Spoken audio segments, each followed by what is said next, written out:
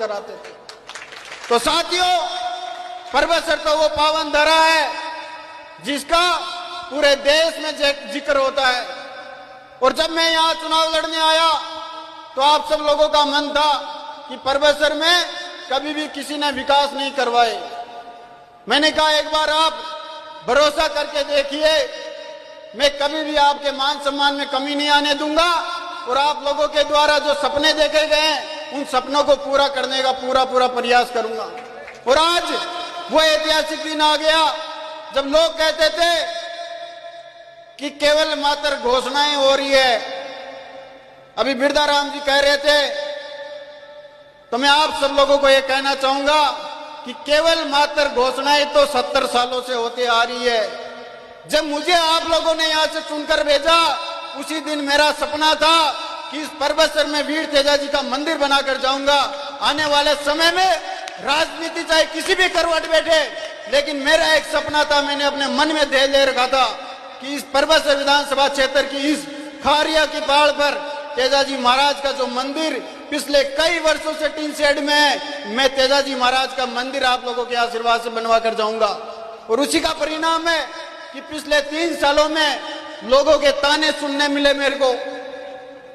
लोगों ने कहा केवल मात्र घोषणाएं हैं। जब मैंने यहाँ के कागज निकलवाए, डॉक्यूमेंट्स निकलवाए, तो झूठे सच्चे प्रयास तो इससे पहले भी किए गए थे, लेकिन कोई परबतसर एसडीएम कोर्ट तक गया, कोई कलेक्टर तक जाकर रुक गया।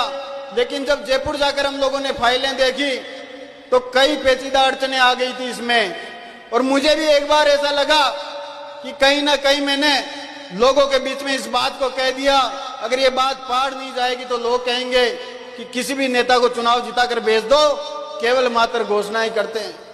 और जब मैंने यहाँ माननीय मंत्री जी को, विश्वेंद्र सिंह जी को, महाराज साहब को यहाँ इस परबतसर की पावन धरा पर आमंत्रण दिया, निमंत्रण दिया, वो यहाँ आए, उन्होंने घोषणा की। और उसके बाद जब इस तेजा जी की मंदिर की फाइल चली तो फाइनेंस में जाकर वापस इसको रोक दिया गया।